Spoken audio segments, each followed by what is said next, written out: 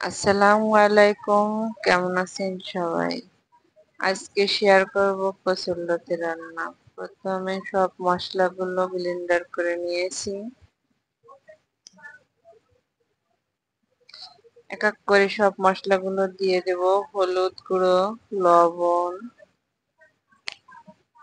ধনিয়া গুঁড়া। ভালোভাবে এবার আমি কষিয়ে নিব।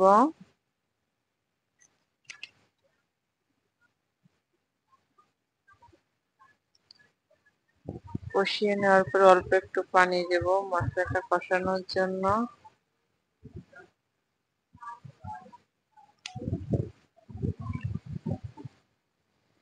এবার দিয়ে দেব পরিষ্কার করে রাখা কচুরলতি, দেশি কচুরলতি এগুলা।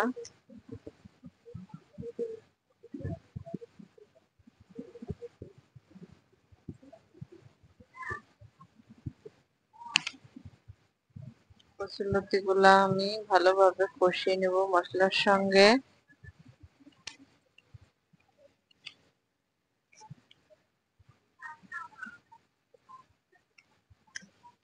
কিছুক্ষণের জন্য ঢেকে রাখবো।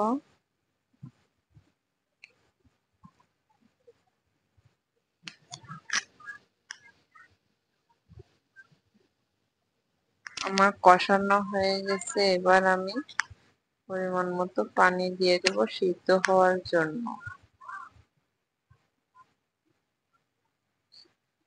দেশি কচুরলতি খেতে যে কত টেস্ট। ভাজি করা মাছগুলো দিয়ে দেব এর ভিতরে।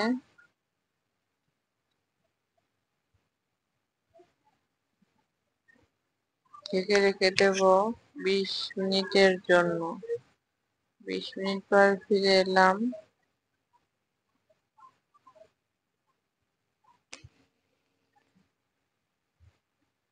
তরকারিটা কমপ্লিট হয়ে গেছে। নামিয়ে নিয়েছি একটা পাত্রে। এর উপর গরম মশলা ছড়িয়ে দেব। আমার ভিডিওটা যদি আপনাদের একটু হলেও ভালো লাগে, সুন্দর একটা কমেন্ট করবেন যাতে আপনাকে ধন্যবাদ জানাতে পারি।